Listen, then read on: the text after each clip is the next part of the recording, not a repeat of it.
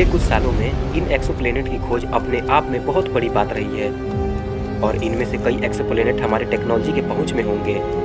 ऐसे कई satellite launch किए गए हैं जो इन पर स्टडी करेंगे और हमारी गैलेक्सी में कई लाख हजार ऐसे प्लैनेट हैं जो हमारी तरह अपने होस्ट स्टार का परिक्रमा करते रहते हैं। एक बार आप खुद सोचिए, हमारी गैलेक्सी में केवल 40,000 करोड़ ग्रह हैं। इतनी बड़ी संख्या में एक्सोप्लैनेट की खोज होने के बाद ब्रह्मांड के बारे में हमारी सोच ही बदल गई। हम एक्सोप्लैनेट पर जीवन ढूंढते हैं और कई एस्ट्रोनॉट का ये मानना है कि हमारे अलावा भी इस ब्रह्मांड में जीवन हो सकता है। आप खुद सोचो, जैसे हम दूसरे ग्रहों पर खोज करते हैं, दूसरे ग्रहों पर जाते हैं, तो क्या वो भी ऐसा कर सकते होंगे?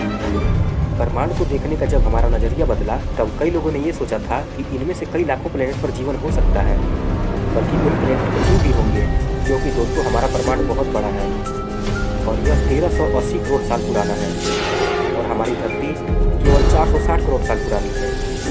और जो हमारी धरती की ये टेक्नोलॉजी है, ये केवल 300 साल ही पुरानी है, तो हमसे पहले भी तो इस ब्रह्मांड में कई सभ्यता जिंदा होंगी।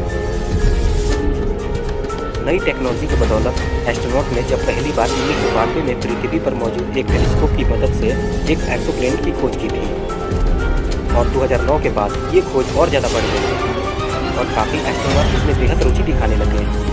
दोस्तों, हमारी गैलेक्सी में केवल लगभग 40,000 करोड़ तारे हैं और जो दिख रहा है, लगभग हर एक तारे के पास एक ग्रह है। हालांकि कई एक्सोप्लैनेट पे कई ऐसे संकेत मिले हैं जिन पर जीवन हो सकता है।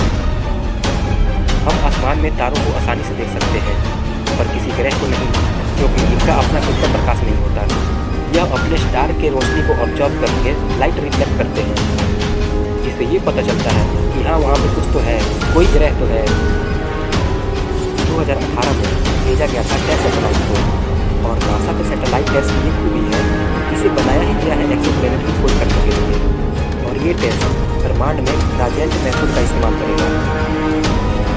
यानी जब कोई प्लैनेट किसी स्टार के सामने से गुजरता है तो वो प्लैनेट कुछ समय के लिए उस स्टार के लाइट को ब्लॉक कर देता है और तब लाइट डिम करने लगती है और इसका सीधा मतलब ये होता है कि उसके सामने से कुछ गुजरा है और इसी रेगुलरिटी से इनके ऑर्बिट का पता चलता है। यह नवा प्लैनेट को ढूंढने का सबसे अच्छा तरीका है। वैज्ञानिक हैरान हैं, वो इसलिए क्योंकि उनको उनसे सोच से कहीं गुना ज़्यादा एक्सोप्लैनेट मिल रहे हैं।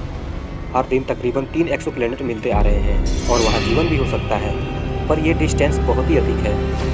Extraterrestrial space travel Albert Einstein की थ्योरी ऑफ रिलेटिविटी में नजर आता है, जो कहती है कि हमें दूसरों ग्रह पर जाने के लिए कई सदियाँ नहीं, बल्कि कुछ चंद सेकेंड ही लगते हैं। दोस्तों, लाइट की स्पीड निश्चित होती है। सूरज की रोशनी, जो कि हमारी धरती तक पहुंचने में 8 मिनट का समय लगा देती है और ज़्यादातर प्लैनेट हमारे यहाँ से लाखों करोड़ों लाइट ईयर होते हैं और हमें किसी दूसरे सभ्यता का आने वाला सिग्नल मिलता है, तो ये तो अपने आप में बहुत बड़ी बात होगी, क्योंकि वो बहुत दूर से आया होगा और ज़्यादा दूरी होने की वजह से हो सकता है कि वो सिग्नल या फिर वो मैसेज हमारे यहाँ तक पहुँच ही ना पाए। अगर एनिसेंट एस्ट्रोनॉमर सही है कि पृथ्वी पर उन एक्सोप्लैनेट से जीव आते रहते हैं या फिर आए थे, जिनकी खोज हम आज के समय में कर रहे हैं, जो कि हमारे यहाँ से उनकी दूरी बहुत है, तो उन्होंने भी तो इस स्पेस के ट्रैवल के बाधा को तोड़ा होगा, पार किया होगा, तभी तो वो अपने एक्सोप्लैनेट से हमारे धरती पर पहुँच पाए। तो दोस्तों, waiting for the next part 2। तब तक के लिए चैनल को सब्सक्राइब कीजिए ताकि जैसे ही इसका दूसरा भाग आए आप सबसे पहले देख पाएँ। धन्यवाद गाइस।